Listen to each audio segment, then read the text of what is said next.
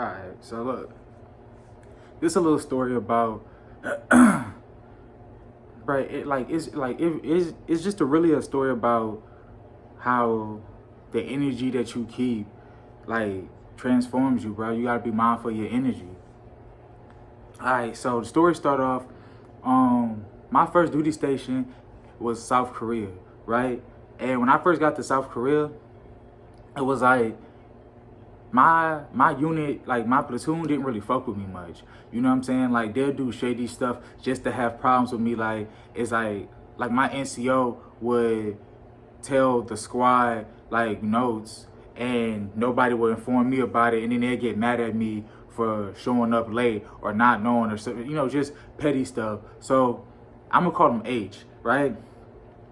So it was this dude I had gravitated to named H that he seemed like indifferent to that, and he kind of took me under his wing like a big brother kind of sorts, and so we had ended up becoming like real close. You know what I'm saying? I was always hitting him up for the notes. I was always, you know, like basically hanging with him because nobody else really fucked with me. I've always been like a high energy, you know, try to be happy dude that always tell jokes. So to a lot of people that come off goofy, right? And they had another dude that was kind of like that, but he was a fuck up. So they just like put us in the same boat or whatever.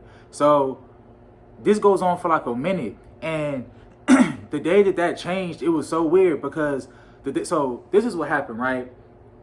We getting out for lunch, and I remember he like he was like, yo, like what you finna do for lunch? And I was like, I'm finna go to the warrior zone. And for those of you that never been in the military, the warrior zone is a place where soldiers can go and basically, you know, entertain, like just be entertained. They can chill out. Like they got snacks you can buy, they got drinks, you know what I'm saying? They got PlayStations and Xbox that you can play for free, like different stuff like that, right? They got it had a restaurant there, right? And so for context of the story, so where I was going was this way, right? I was going a couple blocks this way, and where he wanted me to go, the defect, which is basically like our cafeteria, it was like blocks this way. So it was in a completely different direction, right? So he was like, all right, good. He was like, can you go pick me something up? Not the defect, the PX, right? And that's like a store where you can just like grocery shop and buy clothes, like different stuff like that, right? It's basically like a military Walmart on base. So, and they got like a lot of different stores and a lot of different stuff around you too. Like that's all like military. You got like different food places, all that kind of stuff. It's kind of like an outlet for us. So he was like, yo, can you go pick me something up from like the PX? And I'm just like, I ain't going that way. And then he was like, man, come on, please. Like I haven't ate or whatever. He was like, I'm hungry, right? So him being my boy, I was like, you know what? Fuck it. I got you. So even though it's gonna cut into my sleep time because I was tired, like I don't know why, I don't know what it was. Maybe it was like the depression or whatever. But I used to have real bad insomnia in Korea. So and that's when I started listening to like rain sounds and like snowstorms and like fireplaces just to go to sleep, right? So he gives me his card and I take off there, right? I'm just trying to hurry up, get there, you know what I'm saying, come back. And I know I ain't gonna really have much time to sleep, you feel what I'm saying? So I'm just like, man, fuck it. Let me just do this real quick. So I get there and this shit must have been like the grace of God because like when I got there, it's like I was like, fuck it, let me get Smoothie King, because Smoothie King was like the main like smoothie place we had on base. And so I got really into Smoothie King when I was in South Korea. So I go to Smoothie King, and that's why I say this had to been God or like my spirit guides, because I went inside my wallet and I grabbed my card. I looked at both of our cards and I remember grabbing mine and I handed it to the woman. And when she scanned it, she was like, it got declined. I'm like, we just got paid. I ain't broke. You feel what I'm saying? I just checked my account. So when I look at it, it was his card, right? So I put it back and I gave her, you know, my card. I'm like, what the fuck? Like, I could have swore that was mine, but. And then I started thinking, I'm like, wait, his shit got declined. And I started thinking, I'm like, I wonder if he knew about this. I'm like, then I thought about it. I'm like, oh, he never gave me his pen. I wonder if he said something about that, because he was trying to tell me what he wanted, and I was like, text it to me. So when I finally reached out and got my phone, right, bruh, dude said, he was like, he had texted me what he wanted, and he was like, hey, he was like, my card might get declined. You mind spotting me? And like that was like one of the first red flags. But I was just like, fuck it, like he my boy, like he hungry. I got him this time, right? So I get his food and I come back to him. He like, oh man, thanks, da da da. Give him his card back, and I'm thinking that we cool. And then it's like after that, I don't know how, like shortly after that, he started just switching up on me. You feel what I'm saying? Like in the military, they got a term called Blue Falcon, and basically what it means is a Blue Falcon is basically a snitch. Like if me and you are battle buddies, which means, because I was junior enlisted at the time, and so if me and you are battle buddies and we are around the same level, and like you out me just for the sake of it, just to appeal to like the NCOs or whatever the fuck, it's like you're a Blue Falcon. That's what they call those, right? And he started Blue Falconing on me. Like he started dry snitching. Like he'll wait till he got around the NCOs, and then he'll want to like call me out and be loud about shit, and then be like, yo ass need to do this and do that, whatever. I'm like, bro, like I'm like, chill out. Like you can't just talk. And he was like, no, because you're messing up the squad, and you're bringing us down. Like everything's been down since you've been around. Like he really just started bagging on me, and I'm just like, I'm just confused. I'm like, did me buying him food make him think I was a sucker? Because I'm just like, it's like, how do I look out for you and then you start shitting on me and we've been cool this whole time, right? So, like, and then time had passed. You know, I ended up becoming cool with everybody because I had got cool with our platoon leader. Like, he was a second lieutenant. He ended up picking up first lieutenant while he was like, you know, over us. And I think it was because I got cool with him, because I remember one time we had like a talk, and he told me if anybody messed with me, like talk to him. And after that, like slowly everybody started like appreciating my humor and started fucking with me and shit. So, you know, but anyways, like that man borrowed mad stuff from me, right? Even there, like I got him dipping all this kind of different stuff, just looking out or whatever, because he was like begging and shit. I'm like, oh, man, whatever. And he was supposed to like pay me back, like, you know, with Taco Bell, because I used to like the little, I think it was like the 7-layer burrito before they discontinued it, and we was in the field. So he needed somebody to do that for him. And then I remember like a couple days later, I see this motherfucker eating like Taco Bell out of his locker. I'm like, I could snitch on you, bro, because you wasn't supposed to do that, but I'm gonna let it slide. So fast forward, I end up leaving there like PMCS and going to Washington State, JBLM, right? And so he was there, right? And I remember, like, he was still a bum. He was still begging for people and shit like that. And it was like, and I remember, like, I did a couple favors for him out there too, because like I'm a generous dude, right? I remember it was this one time, bruh, that motherfucker, I wasn't even trying to go to the PX. And he told me to ride with him. And then when we got there, this motherfucker had got like a drink or some shit, like a shit that cost a couple dollars.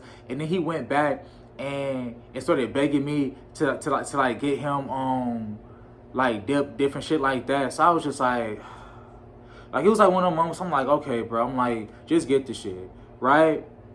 And I had bought that nigga Burger King and all that shit, right? So I ain't gonna lie, at this point, I done lost respect for dude. You know what I mean? Cause like he grimy. So I remember like he had ended up getting in some kind of foul mess with like his wife or whatever, and she had like a restraining order on him. So he couldn't be around her, so he had to move into the barracks. And he had a pending case. Oh, yeah, because he had a pending case. He had got drunk one night and pulled out a gun on his like newborn child and his wife, and then she got a restraining order on him for being crazy. So, and he was threatening to kill him. So, excuse me. So I remember like, and this is how everything came to a head, because I ain't gonna lie, I didn't respect him, so I kind of started dogging this shit. Like, I remember like he ended up like being roommates with like one of my the dudes out that was in my squad that I was real cool with, so I'd be over there all the time. I remember I had ate that nigga Cheetos. Like, I didn't eat all of them, but like motherfuckers was like started like dogging his shit after I opened it. So I had bought him like a whole new pack, and I'm like, my fault, bro, because he had went off about it, but I ain't give a fuck because it's like, bro, it's like you always invite yourself to my pockets. You feel what I'm saying? So even game, you feel me? You gonna invite yourself to my pockets, right? And I do for you. I'm gonna help myself to your shit. That's how I feel. Fuck it. You know what I'm saying? People may be like, oh, that's fucked up. That's wrong. Guess what? I don't give a fuck. So look. So I remember like one day I had came and I had gave him like the blue Takis, but he was saying that he didn't want it, and I'm like, hold on to him for me, because like I ain't really like you know, have stuff like that around, and I used to be in that room so much it was kind of like I was their roommate too. So one day I remember I had brung some food over there, and I had like some extra sauce. I used to get like the little like microwavable dinners. So I remember I went in his drawer and I had got the Takis and I had put it back, and he came back when I put it back. And he started like, you know, popping off about me going to his drawer. I was like, my fault. I'm just getting the Takis or whatever, right? So, he was like, oh, just ask me next time, da da da. And I'm like, I was like, you know what, you right. I asked, and then we squashed it. It was like that was it. So I thought. So in the barracks like that we were in, they had like one room, so people would put up like a sheet. It was kind of like a prison cell. I'm not gonna lie. It was like, so people will put up like a cover or a sheet, or they'll get curtains or whatever, and then like they'll start like they'll put up like damn, my shit falling. They'll put they'll put it up to you know, so they can have room or whatever. So hold on, let me adjust it. So I can't even do that. That's too much. Fuck it. So anyways, so this shit sliding. But anyway, so yeah, they'll put up a sheet so they can have privacy, right? So I go to the other side because I'm really there for my homeboy, right? So I go to the other side, and dude started tweaking for no reason. Like he started popping off. Like we already squashed this shit, and he started like yelling from his side, like on some like weird shit. Like I think dude was mental. So I just ignored this shit because I'm just like, bro, we already squashed that. Like I'm not like, and this is like a whole 20 minutes later. Like I'm not finna go back and argue with you about some fucking chips, like whatever, right? So then he was like, he said, you want to ignore me? I got something for you. So I'm like, fuck this dude talking about, right? Because you can't have guns on base. Like you have to put that in the armor room, and you have to sign off. Like in the captain has to know about it. I'm like, I know you don't got a gun. You wouldn't be that stupid. Well, maybe he was. So anyways, I remember like he called up his team leader, and his team leader called my team leader and went off on me about it, basically, or whatever, saying that, oh, don't start stuff and don't be in the room or whatever, because da-da-da, all this kind of different shit. So I got pissed off about it because I'm just like, how dare you snitch on me when you still owe me, nigga? You still owe me from Korea. You still owe me from here, nigga. Like, you still in my pockets. So it's like, what the fuck? So I'm like, so then my homie I'm chilling with, he like, nah, bro, like, just let it go. I'm like, nah, I'm finna press this nigga. Like, he on some hoe shit. So I go over there, I'm like, bro, so you, and basically we get into confrontation, and I'm like, bro, so you snitching? He was like, yeah, he said, yeah, because your bitch ass wanna ignore me, or whatever. I was just like, I said, bitch, whatever. I'm like, bro, fuck all that. I'm like, what you trying to do? I asked this man, like, cause first he talking all crazy, right? And then when he seen I was serious, I was like, bro, I'll really beat your ass. I said, you really want to get into this? I want to make sure that he want to fight, just so like he had, cause I didn't want to beat his ass and then he snitch and get me in trouble and shit. So I'm like I'm constantly like going head over. I'm like, bro, fuck all that shit you talking about. Like, what's up? See me with the hands if you really got an issue or whatever. And then he was like, you can. And then now he's trying to like talk stuff out. I'm like, I ain't trying to hear none of that shit. I said, cause you still owe me, nigga. I'm like, whatever. I'm like, nigga, I bought you Burger King. I was like, I replaced this shit. I'm like that I ate. I was like, nigga, you still be asking me for favors, nigga. I said, I'm like, that's why nobody fuck with your bum ass. I'm like, because you do shady fucking shit and then want to be in people's pockets and not pay back or whatever. I'm like, dang, you got the right to trip. I'm like, bro, I said, I'm gonna ask one more time, bro. Either you gonna see me for this shit or shut the fuck up, because I ain't trying to hear that shit if you ain't throwing no hands straight like that. You feel what I'm saying? And then like you know what I'm saying, like after that, you know, like shit died down, whatever. I was like, you know what? I said, because he was like, oh, you shouldn't even be in this room. I'm like, motherfucker, you ain't supposed to be in this room. I'm like, I'm actually cool with him. Stevens don't even like you. That was my homie name, Stevens. I'm like, bro, don't even like you. You feel what I'm saying? I'm like, you got assigned here because you don't know how to act, bro. You got your own place, and you bumming off of people in the barracks because you can't act. You feel what I'm saying? So basically, the shit ended up dying down because when he seen I was serious about fighting, all of a sudden he wanted to stop talking crazy or whatever. So I was like, you know what? I just ain't gonna fuck with you no more. And like whatever. Because once I mentioned the Burger King, he was like that's when the shit really calmed down. And he like, damn, nigga got a point. So he was like, how much he was like, how much I owed you for the Burger King? I said, don't worry about it, bro. I'm like, it's all good. And then I remember he was like, nah, because I want to pay you back. I'm like, don't even worry about it, because you never pay me back. I'm like, you just trying to prove a point, bro. And then I remember like he had found my I think he had found my Cash App because I had sent him some money because he was like hurting it before. And that's why I was pissed off. Cause I'm like, all the times I helped you out and you bitching over some chips, nigga, your shit basically mine's, nigga. You feel what I'm saying? So I had sent him some money before, so he had found my Cash App, and basically I guess he looked up how much the meal had cost, because I bought him a meal. You know what I'm saying, with the drink and the fries and the burger. So he had sent me, I think, about like $7.56 or some shit like that. It was some shit like that or whatever. And then he wanted to a couple days later he wanted to like squash stuff and talk all, you know, whatever. But I heard him out or whatever, but after that I wasn't fucking with dude no more. I'm like, bro, you's a bitch, and I already didn't like you, you know. And I remember he had to do they had got, I think he was looking at like 29 years for that case that he had put out that gun and threatening his own family. But then he had took a plea deal for like a year or something. And I remember when he was serving it like in the when they took him off and he was like serving in military prison.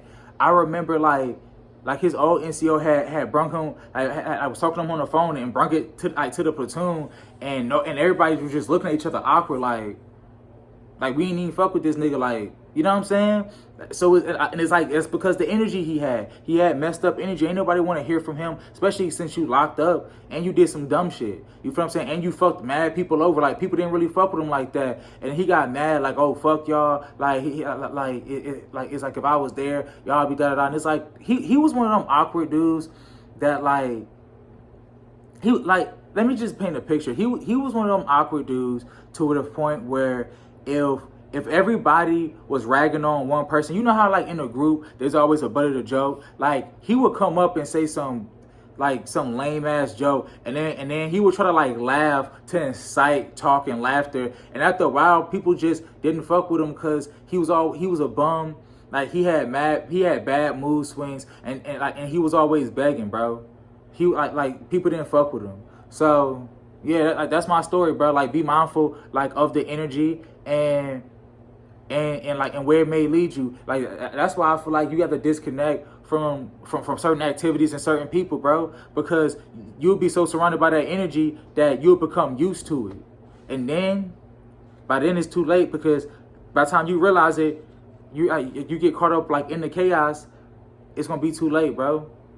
It's gonna be far too late. It's like you never see the damage that you're doing when like you're in it, bro. Like, if you're in the eye of the tornado looking out, it's like you're not gonna know that you're in the midst of chaos. It feels calm because you're used to it. And I want to end this video off by letting you know that if your life falling apart, the law of reflection basically states that everything that we see that going around us is a reflection of us. You get what I'm saying? So, like, if your life falling apart, it's probably because you destructive, like, most likely. You feel what I'm saying? Like fix them destructive ways, do some recalibrating, you know, do some soul searching within yourself, reconnect with yourself, meditate, you know what I'm saying? Like I said in the last video, have that divine energy that you speak to, whether it's God, whether it's, you know, your spirit guides. That's who I talk to. And, you know, try to get back on the right track.